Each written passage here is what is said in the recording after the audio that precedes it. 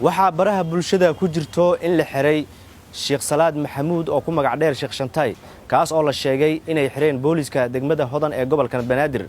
Sheekha ayaa maalmihii ugu dambeeyay wuxuu aad u dhaliilayay ammaanka degmooyinka gobolka Banaadir.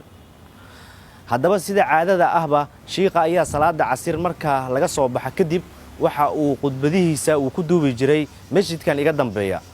xalka gudaha masjidka.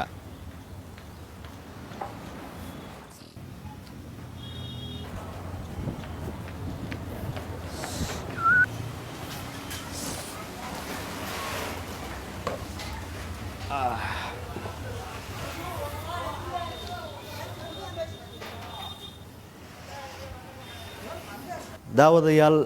goobtan iyo kursigan ma ahan mid idinku cusub waana masjid ku yaala degmada Waabari ee gobolkan Banaadir waana masjidkii Sheekh Shantay uu ku soo gudbin jiray muuqaalada uu ku baahiyo barihiisa bulshada.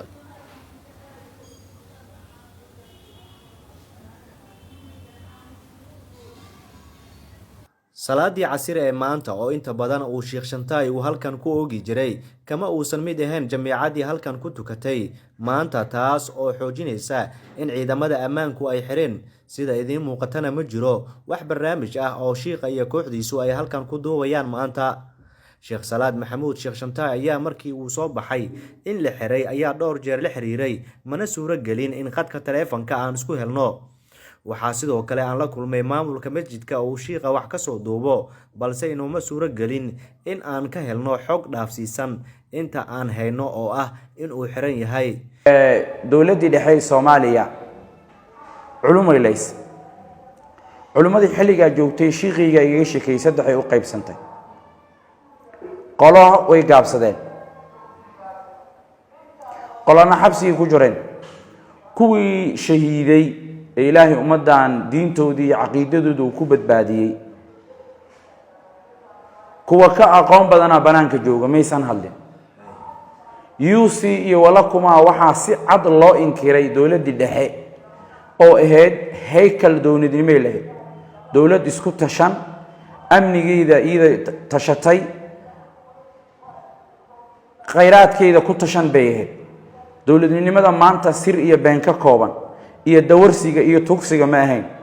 maanta amniga magaalada Muqdisho ajnabi ayaa gacanta ku haya takada ajnabi ya maamula airportka ajnabi ya maamula guriga la leeyahay filla Hargeysa ama filla Soomaaliyana ajaniba maamusha laakiin xilligii dawladii dhexe way ka duunay guud ahaan Soomaaliya ciidan ayaa gacanta ku hayay ciidan kaas oo ah ciidan amniga dalka guda kara laakiin dhibaatada dhacdaa waxay tahay wixii ugu weynaay oo dad muslima laga rabaa la waayay ayri Allahu rabbul alamin in lagu adab daroodo wax khatar waay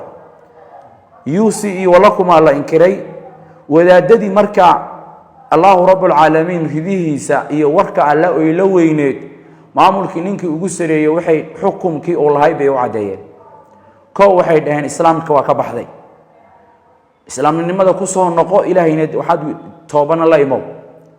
waxa la yiri waan haynaa ka laabta la yiri go'aankiina way diideen waa la bilbilay laba miig baa loo kiciyay dabaaldagoodii way isku dhaceen waa biriga hadda aan joogno aniga adigu iyo RTV 8 qof baa ku dhimatay taqriiban ka badan Soomaalidu marka culimadu way ku caliyoodaan way caayaan ma xurmeeyaan xaqana uma jeedaan marka anigu muslimna waan ahay mabda ayaan aaminsanahay Muqdisho maanta awooday isdiidan cabsi madax jibin sumeyn guriga in laga la baxo oo hay'ada ka awood badan ay ku soo weeraraan inta way ka jirtaa laakiin ima qusayso aniga Sheekh Shantay waxa ay qusayso oo hadaan dhintana aan la dhimanaya mabda Allahu rabbul alamin oo ummadan u soo dajiyay samaawiga oo nabigu sallallahu alayhi wasallam 23 sano ilaahay uu ku kaamilay inay ummadu si buuxda u qaadato oo qodobkayga ugu horeeyay dhiiga muslimka inuu xaraam yahay daadistiisana inaan ka digo ummadu inaynan isdulmin intaas banaamisanahay hadaan dhintane intaas baan god kala galaya